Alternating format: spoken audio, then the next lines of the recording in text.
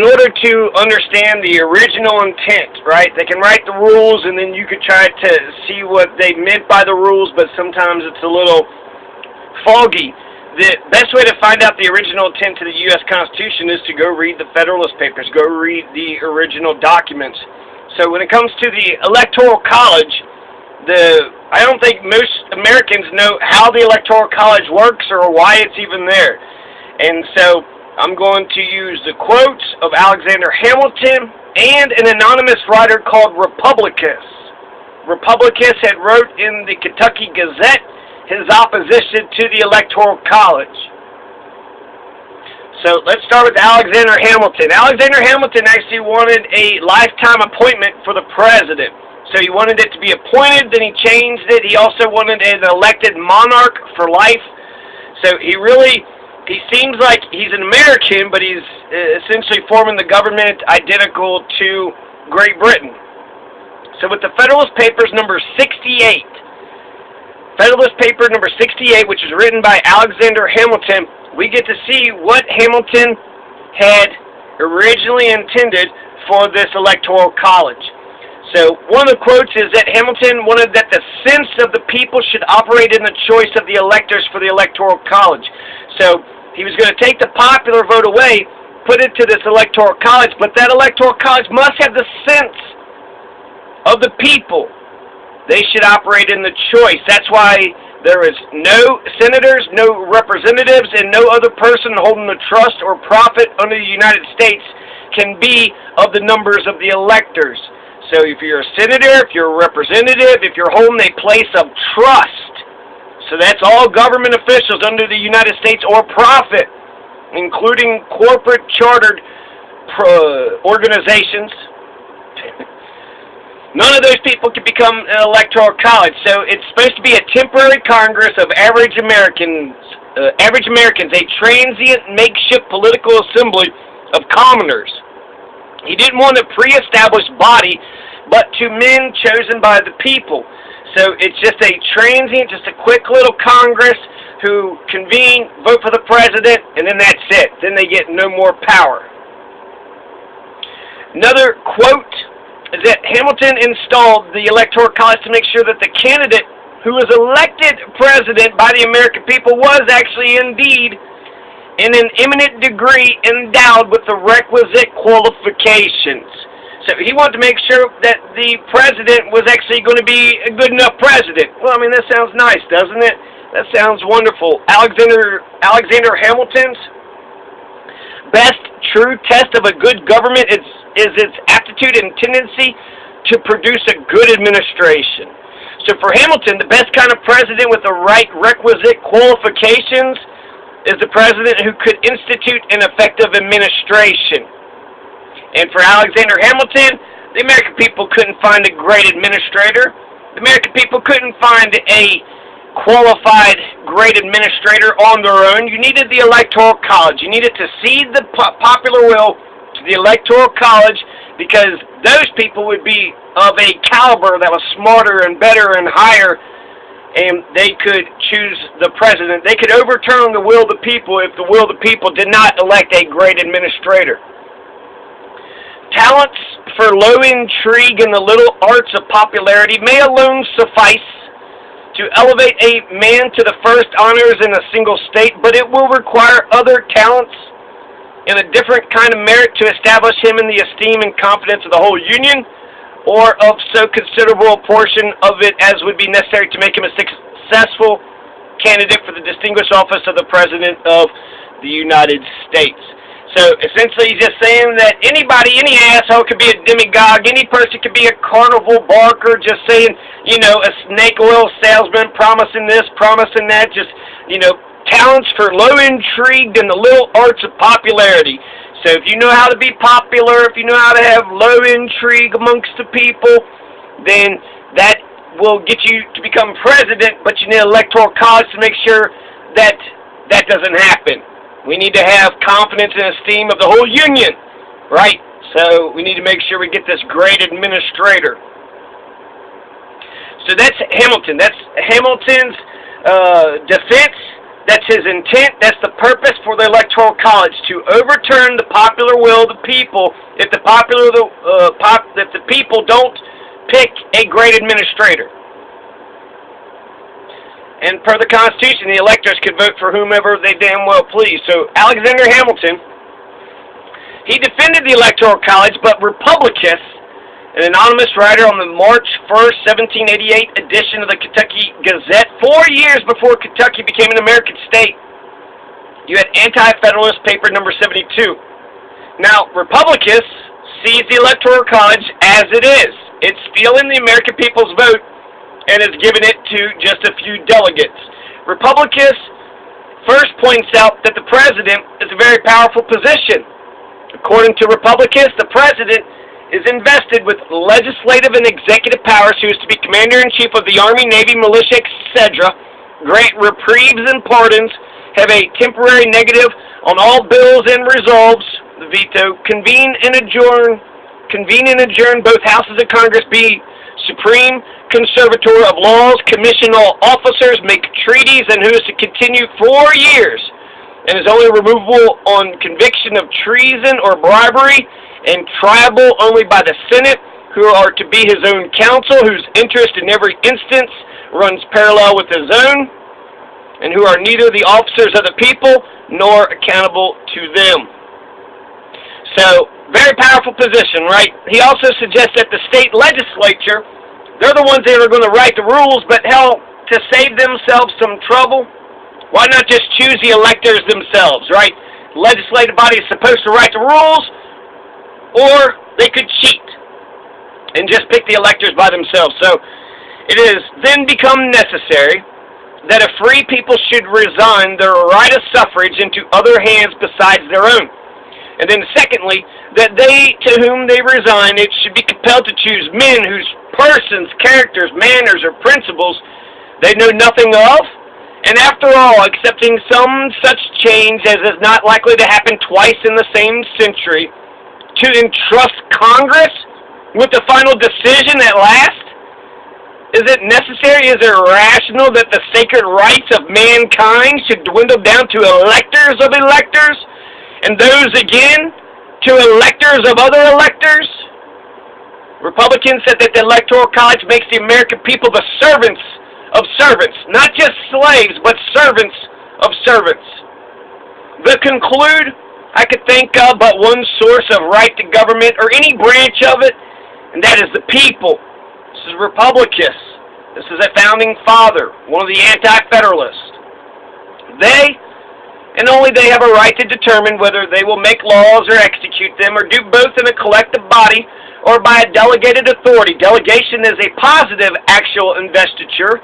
Therefore, any people who are subjected to an authority chosen, even though they may have tamely submitted to it, yet it is not their legitimate government. They are wholly passive, and as far as they are so, are in a state of slavery. That is so perfect. So let me just break that down for you. Republicus is sitting there saying that if we have an electoral college do our voting for us, we're just a bunch of passive slaves. We don't even get the right to vote. We say we don't have a right to vote. Our votes don't matter. We're going to give it to these electors that the legislator or the Republican or Democrats chose, and then hope that they'll vote the same way that our state had voted. So because the Electoral College is so far removed, I think that's accurate.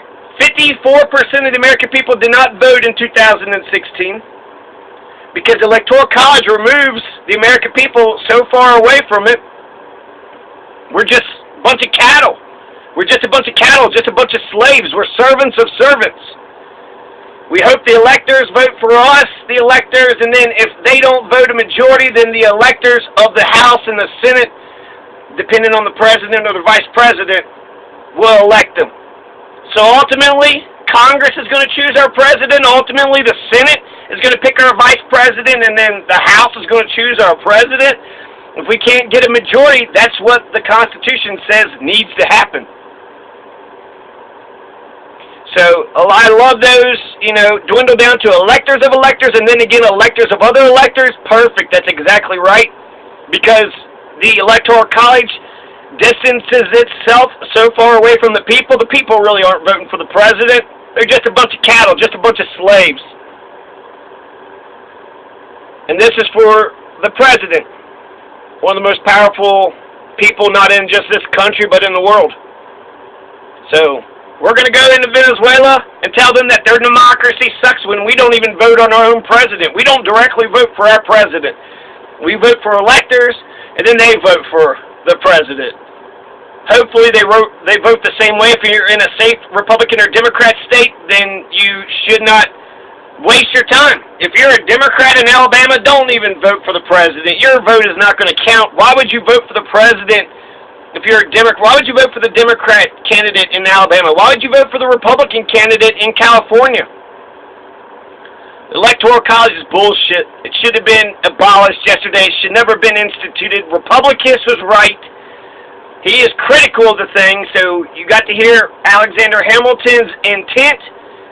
He was defending the Electoral College, and I think one of the reasons he had wanted to be a transient, just a temporary Congress of commoners, one of the reasons they said is to make sure that there is no foreign influence. No foreign influence, so that way the people into the electors, I don't even understand what the fuck they're talking about.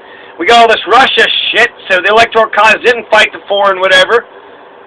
But somehow, if the American people vote for it, then the foreign influence on the people might change, so that way you give it to the electors, and then the electors will use their brains and determine whether or not they will overturn the popular will, or they will be consistent with it. What is that?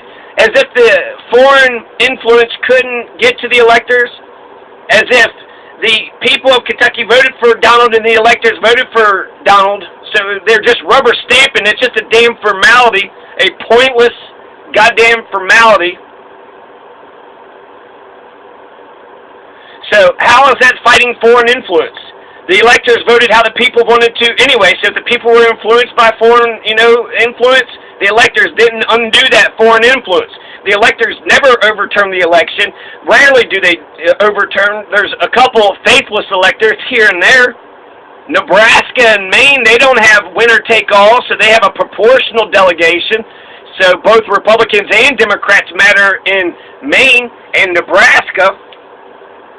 But there's only 10 battleground states and 40 irrelevant safe states. So if you're most likely living in a irrelevant safe state, which means not only does your vote not matter because it goes to an elector, but your vote doesn't even get counted. You voted for Hillary in Kentucky. Donald Trump beat Hillary by 2-1 margins. He beat the crap out of her. It wasn't even close. So if you went to the polls and you're a Democrat in Kentucky and you're like, my vote's going to count, it didn't. It didn't at all. If we had a national election, those vote total would have gone to the national election. And the same is true for, Democrats, safely Democrat states too for Republicans. And it all applies to the third parties because nobody has instant runoff voting but Maine. We're going to have presidential elections, winner-take-all presidential elections, so the winner gets all the fucking power and the loser don't get shit. Well, then that election best be fair. If you can understand the Electoral College and you can understand instant runoff voting, you just rank them. You got 4 candidates. You got Gary, you got Jill, you got Hillary, you got Donald. So number 1, Jill Stein, of course. Number 2, Gary. Number 3, Donald. Number 4, Hillary. Hillary was a very shitty candidate. She was awful. She's a psycho. She's corrupt. She was not inspiring. She wasn't interesting. She was just an asshole. We were supposed to anoint her queen because it was her turn. She was next in line. And her policies was horrible. She was a warmonger. She wasn't for Medicare for all. She was for a border wall. So, she was a crappy candidate. I just want to make sure y'all understood that. Hillary Clinton was a crappy candidate. So, even though she got the popular vote that's under that Electoral College system, if we had a national election and we counted those votes, those Democrat votes from Republican states and those Republican votes from the Democrat states, and the Greens and Libertarians and the Independents, I'm not for sure if you could say that Hillary would have won. She got the popular vote with this Electoral College system, but if you understand the Electoral College and you live in Kentucky and you're a Democrat or you're a Californian Republican, your vote for the president doesn't count. It doesn't matter. I mean, even the people's vote that does matter goes to the electors, and then they vote on their behalf. So they cede their vote to other people to let them vote. But if you're on the losing side, you get 0 electors, you get 0 power. So if you had a national election, all those votes would just be added up, and then the total amount, it would increase turnout rate. It would also make America one country. It's for the president. So while I like the federalist system, I like the union of states and having 2 different governments, right, state government and federal government. This is the President of the United States of America. This is the President of the United States of America. So to have an American election, a national American election, that makes sense. And it needs to be instant runoff voting. You got 300 Democratic candidates right now for president. When you got a crowded field, having instant runoff voting increases. So with our system now, winner take all, we pick our horse and we just shit on everybody else for being choosing the wrong horse. With instant runoff voting, you wouldn't shit on everybody because you want to get their second and third choice votes. So you want to get a popularity that isn't just a bunch of diehards for you, but other people that voted for other candidates also like you too. So this guarantees the support, a wide, super wide and deep and far support. It's not just simple majority, but it goes on until eventually a majority is achieved. So it actually makes sure that the system has a majority-backed candidate. So instant runoff voting is the only fair way to vote. The Electoral College is bullshit. Republicus knows it's bullshit. Hamilton, his explanation was really just a bunch of academic legalese. He wanted to sound smart and talk above the people, so when he talked above the people wouldn't know what's going on. So clearly he's smart, he's a genius, he knows what he's talking about. But he doesn't. Alexander Hamilton is wrong. They were very suspicious of democracy, so even though the Declaration of Independence says that only the government that we have must be based upon the consent of the governed, they didn't want popular elections. They didn't want the people in. So I think it's a stupid... People are anti-democracy because they want to say, we're a republic, not a democracy. We're a republic. But a republic is a representative democracy. You don't know what the fuck you're talking about, you stupid motherfuckers. It's a representative democracy. A republic says we need elections by the people. No kings and queens. It's not going to be a hereditary position. The consent of the governed. So for them to be the founders, they didn't allow the black people, the slaves, they didn't allow Native Americans, the browns, they didn't allow women, half the fucking country. They didn't allow males who didn't have property. So only propertied males, only wealthy property males, white males, were allowed to vote in the beginning of this country. So they made sure women didn't have a right to vote, black people, brown people, white people who didn't have property. They made sure basically 90% of the fucking country couldn't vote. They also had it to where the U.S. Senate, the senators that we give to the U.S. Senate, this went on for about 100 years. But they had it to where that the U.S. Senate was elected by the state legislatures. So that means Colorado... The people didn't vote for the senators. The legislature of Colorado, Denver voted for the senators. So that completely eliminates the people from that decision. That completely. That all there was the people voted for the reps, and then the reps voted for the Senate. That's elitist as fuck. The Senate. The whole point of the Senate was to make sure that the landowners would keep their land, because all these rich, wealthy landowners had all this land, and then if you give the right to vote to the people, the masses, the poor, dumb rabble, they might just vote themselves for an agrarian law. They just might get themselves a land reform and vote a law saying that they get a piece of land too. So that's the reason for the Senate, to make sure that not all Americans stay equal, to make sure that only some people stay rich and propertied and own lots of lands, thousands and thousands of acres, while the other average Americans don't get shit. They don't get nothing. That's why we got the Senate. That's the point. That's our House of Lords. Because the House of Commoners, that's not enough. We can't just have a nice, simple national election. We got to have ourselves a nice, simple national election for our representatives, and then they overturn every 2 years, so that makes them directly accountable to the people. But we also need some elitist fucking organization to protect the aristocrats and plutocrats and the oligarchs. So the founders, a lot of them were for Thomas Jefferson. Thomas Jefferson was for democracy, but most of them were not in favor of democracy. They cut and curbed democracy. And so, just like the U.S. Senate being elected by the state legislatures, just like the women, blacks, browns, whites without property couldn't vote, the Electoral College was also designed to take the power away from the American people. It's just one guy. We all go vote one day, count all the votes up, and that's who wins.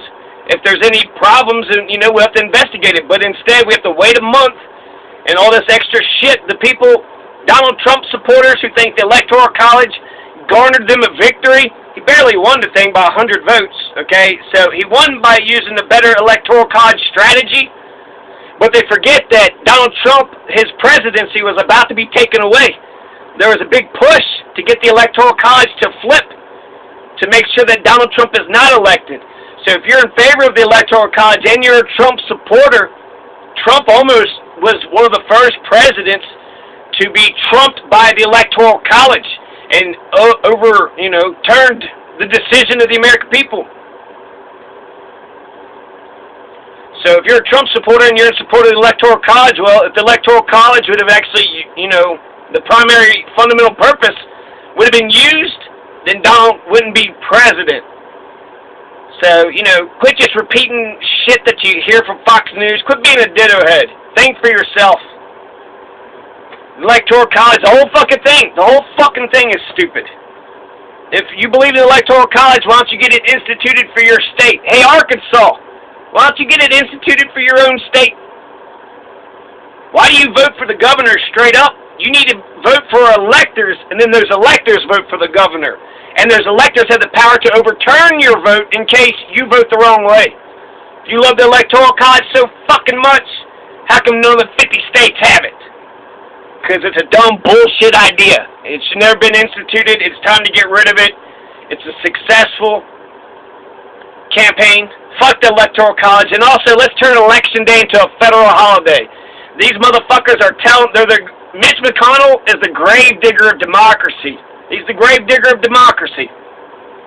So Mitch McConnell has been fighting against people to go vote because all you need is just your people, right? Just get your 100 Republicans to go vote, and then they get a rule forever.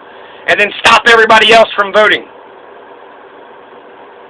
So Electoral College is just as obvious as making the Election Day a federal holiday. Both of those are successful campaigns that progressives should take all the way to the end.